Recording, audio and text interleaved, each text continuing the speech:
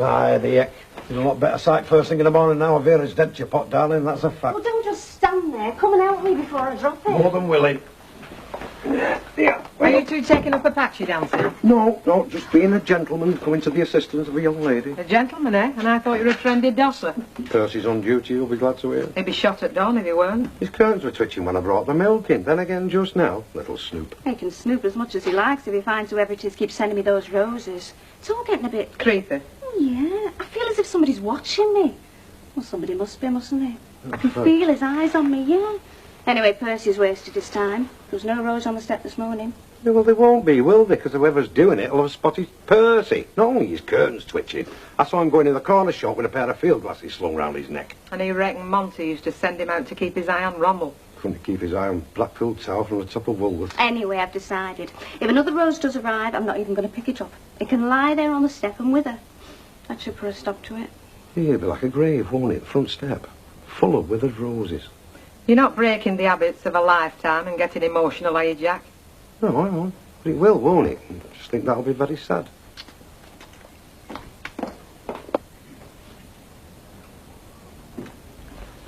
Hey, come on. Is it time? I'm not in a rush. It's only English first period this morning anyway. That good at it, are we? We don't have to study it anymore. I can talk English, can't I? That's all it's for. What about writing it? And I mean writing it properly, so you can write a good letter and that. And what will I want to write it proper for? Properly? If I'm unemployed. Well, you'll be able to write to get a job, won't you? So come on, get your skates on.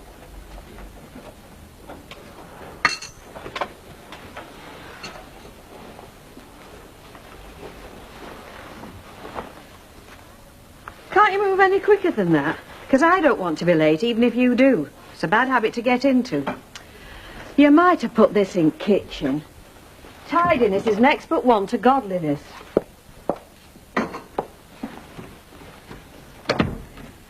Right. Can we go now? If you finish criticising me, we can. Just a minute, Jenny. What's up with you this morning? I'm just fed up with school. Well, everybody gets fed up with school at some time or another. Till they leave, that is. Then they want to go back. And I'm sorry if that sounds like more criticism. Actually, it's good advice. Is that all that's bugging you? School? What do you think? I've no idea. Well, you should have somebody as clever as you.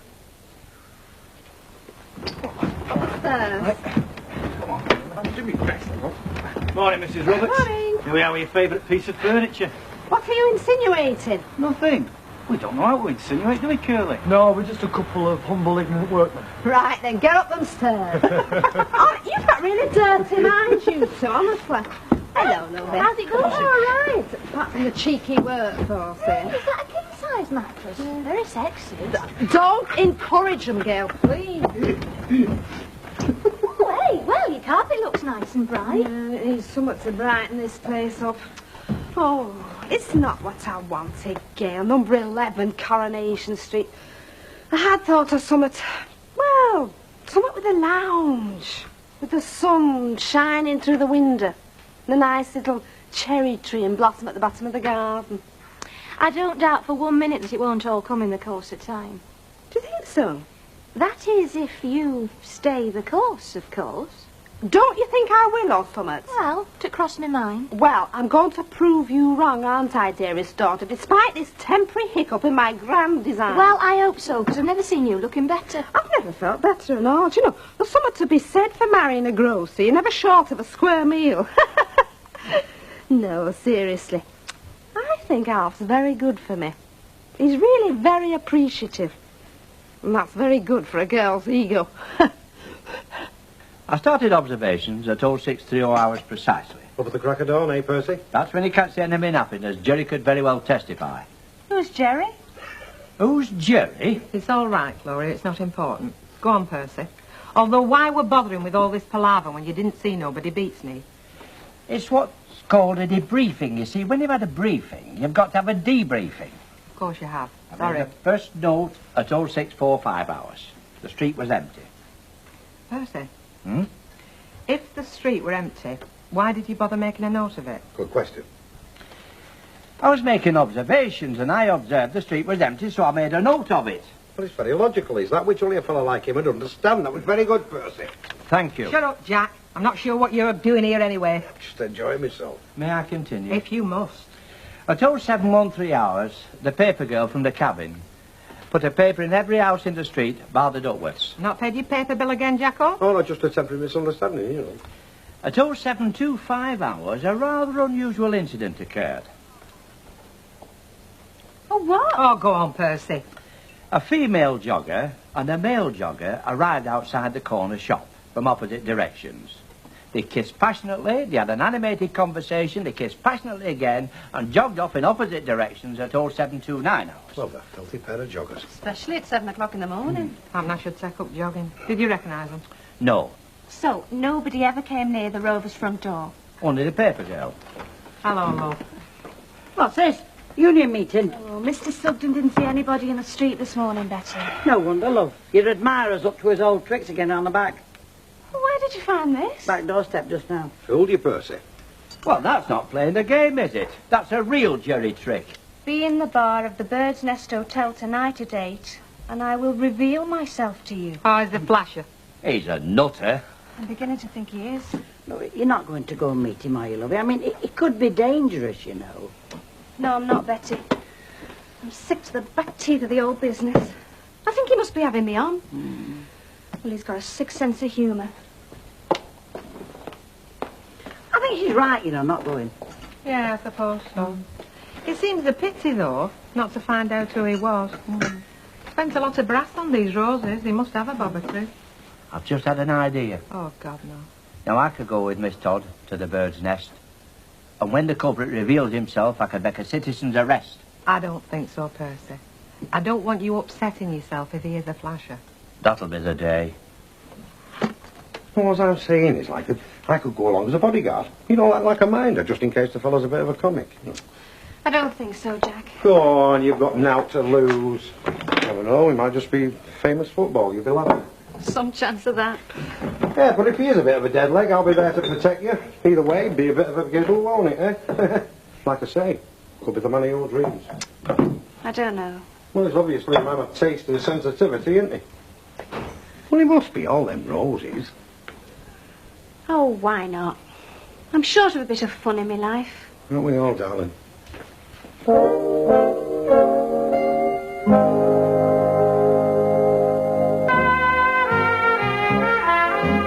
Well, I have to admit, it's like walking on eggshells sometimes. You never know if you might be doing the wrong thing or saying it and upsetting her. It's a very difficult age, and particularly when you've got Jenny's problems. I know, but sometimes I think she's overdoing it. I remember I was very mixed up in my teens. In fact, I went on being mixed up until my late 30s at the very least. I know. Life's not easy. As Mavis here will tell you, hour after hour, if you'll only listen. Tell you what, How you're still mixed up? And what are you now, in your 50s? oh, of course, I'm mixed up. Well, isn't everybody? I mean, show me the person that would honestly say they've cracked it. Right, what, Mavis? Life, living. It's just all so unpredictable, isn't it? I mean, you wake up in the morning and the sun's streaming through the windows and you think, oh, fine, I'm really going to enjoy today. I'm going to be really carefree and happy. You raise your head off the pillow and what's happened? What? I'm all agog. You've got a stiff neck. So, instead of enjoying the day, you're going to spend it in agony. Well, I mean, what's the point of that? How can anybody think they're coping when life can do that to you? And my stiff neck is just a footling example of life's vicissitudes. Is it? Oh, she's studying O-level English, you know. I know. I mean, for stiff neck, you can substitute murder, rape, cancer, war, divorce, not to mention broken dreams and broken hearts. Mavis, are you going for your dinner? Oh, yes, of course I am. Well, go before you drive me to suicide. Look, it was you that broached the subject. I know, and I'll regret it on your bike. Dismissing the profit doesn't destroy the property. So now you know. Oh, sorry. hello. Right. Oh, well, perhaps you'll find Mr. Bradley more congenial company. Is that what they call a pointed remark? I think so, yes. Would you like to come out for a drink and a bite to eat? Too late, I've had my dinner. Oh, You can help me with the returns if you like. returns? Yes, of the newspapers we haven't sold. Ah, no, I think I'll have a pint and a pie. There you are, and I thought you were a pal. All right then, what are you doing tonight? Well, nothing specially. Would you like to go out somewhere? Actually, I'd like you to spend some time with Jenny. Why, what's the matter with her? Well, she's been a She's little playing bit... up again, is she? Yes, she is. OK, I'll come round tonight, shall I? Thank you. There we are, my darlings. Best of health to both of you. What's up with you? Smile costs nothing, Vera. You want to try one, give your face a change. It's so happy with Canary's show. Yeah, come off with you. Nobody can be happy in the work. Not unless there's somebody in the city earning a blooming fortune. It's either one of them two, or else he's licking froth off every pint he serves. Don't talk, Daddy can't be one of them two. They know him. They won't get mixed up with a roving eye like your Jack, would they? Oh, hey.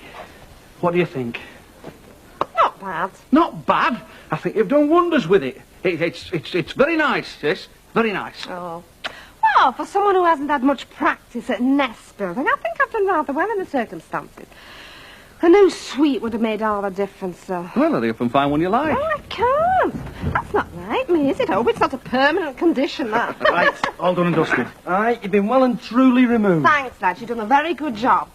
Though I can't say I took too kindly at you sniggering at my lingerie. That was my mate, Mrs. Roberts. You see, he still thinks that women wear string vests and long johns like him. He's led a very sheltered life, you see. Look, don't worry, Curly. You're probably just a lead developer like my lovely husband's here. Yeah, anyway, how much did we say it was? 20 quid, wasn't it? 30. Oh, can we agree on that?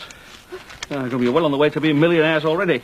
Now, you know confessions to make, have you? You're not broken note to note. They're not likely to admit it if they had, now would you? Of course we would. We are ridiculously honest. God, new breed of fella. Thanks very much. Now, remember the name, Cheap and Cheerful. So when the shine wears off and one of you wants to move out... I mean, I'm not trying to alarm you, but people tend not to stop here very long. Have a nice day now. Thanks again. Cheers. Cheerio. Bye. Bye-bye. That's not going to happen, is it? Of course it's not. Come here, you dumb beggar. Eve, you know, love. What? I can't believe how lucky I am. I've been married to you for less than 3 months and it's transformed my life. Do you know, it's transformed mine and all. Oh! Yes, love? Why don't we have a housewarming party? Oh, yeah, hey, that's not a bad idea, that. Listen, you can have anything you like. Oh, right. She's in, is she? Yes, but she's talking about going out. Would you like me to make myself scarce? No, why should you? It's your house. It's up to us to find somewhere to talk if we have to. I don't mind. No, Rita, thank you, but no. Okay. Hi. What are you doing here? Just come to see how you were doing. Really? Yeah. How are you doing? I'm no different than last time you saw me. A couple of days ago, weren't it? What's that you're making there? A skirt. Oh, she's a wizard with a needle and cotton. Oh, I can do something right then, can I? I don't think that's any way to talk to Rita, do you, Jenny? What did I say? What did I say? We had a bit of a row this morning. Some of nothing. You know, neither of us at our best at breakfast, you know. All right, Dad? As long as that's all it was. What else could it have been? I don't know. You tell me. Are you sure you can see how I am? Or were you put up to it by her? Jenny. You were, weren't you? What did she tell you? That I was being an unruly teenager again? I said nothing of the sort. Oh, but you did tell him something. I told him there was something bothering you and I didn't know what it was. Is there something bothering you, Jenny? No. Then why are you going round in a permanent sulk? And talk about touching. I'm not dead honest. She's exaggerating. I don't think Rita exaggerates, Jenny. Oh, you would take her side in it, wouldn't you? She's the real reason you're here. She's the reason you're always here. It's the only time I ever see you when you're picking her up to take her out. I'll take you out as well. Twice. Well, all right, then I'll take you out somewhere tomorrow night, if you like. I'm singing with the band tomorrow night, as I must have told you half a dozen times. But it's only me, so you've forgotten. You wouldn't have forgotten if it was Rita Fairclough. Hey. I've done you a favour, Dad, haven't I, coming to live Now, here? that's enough.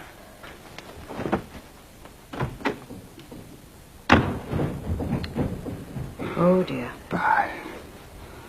It's like walking on eggshells dealing with women.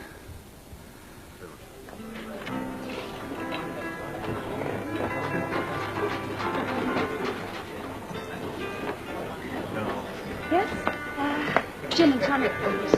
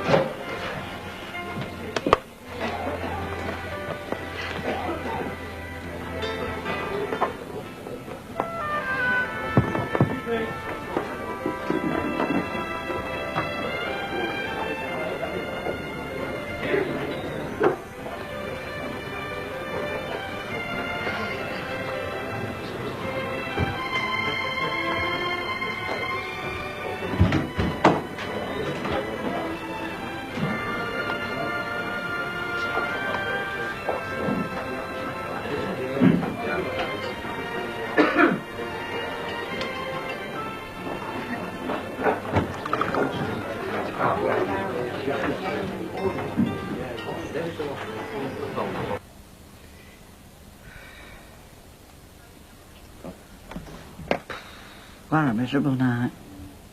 Say that again. I wonder how Gloria's doing. Better than us.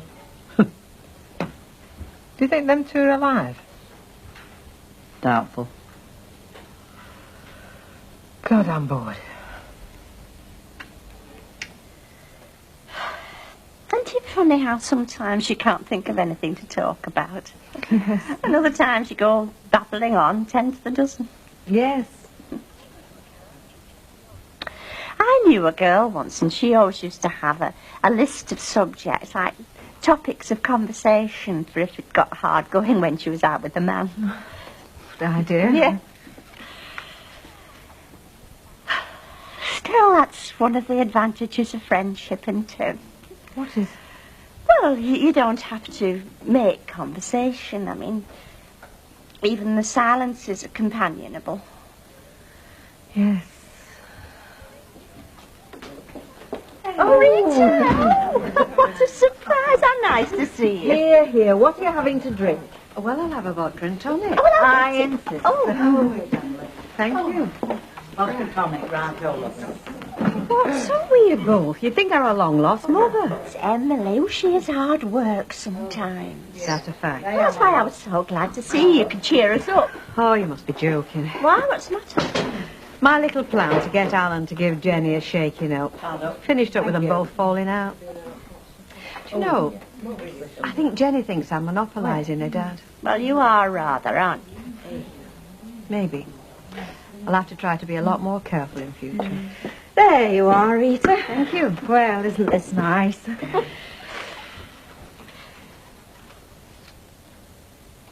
You've got Rita feeling miserable now.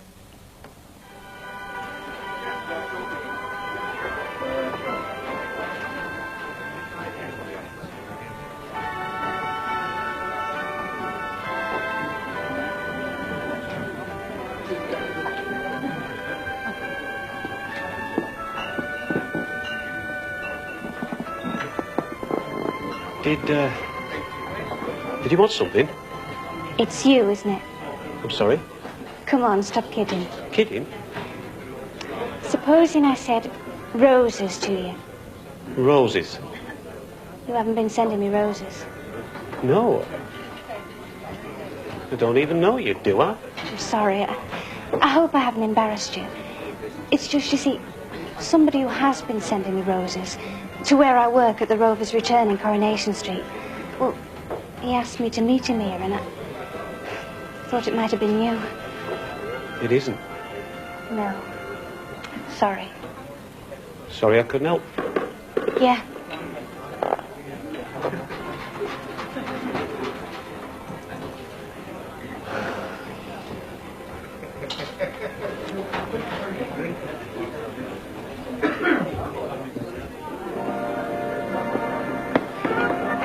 It's not him. Is that right?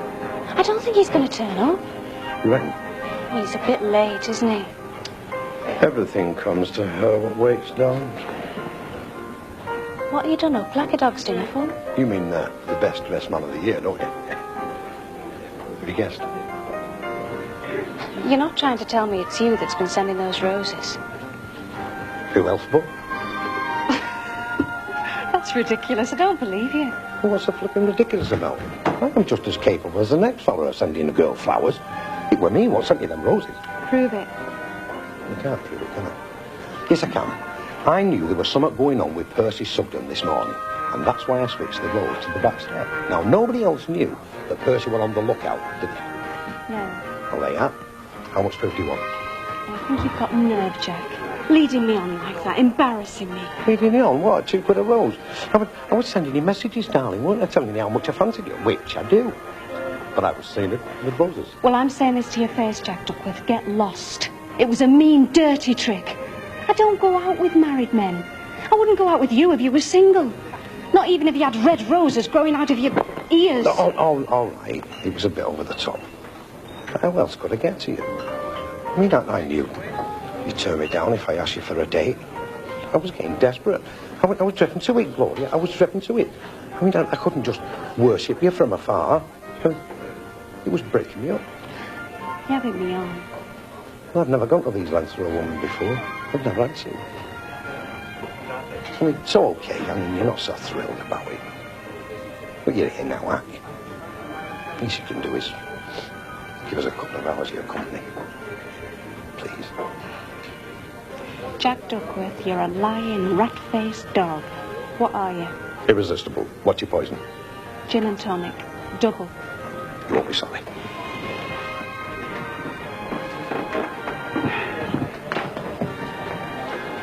You'll only upset yourself, mate, looking at her. Gorgeous, isn't she? She is, yeah. She adores me, you know. Yeah.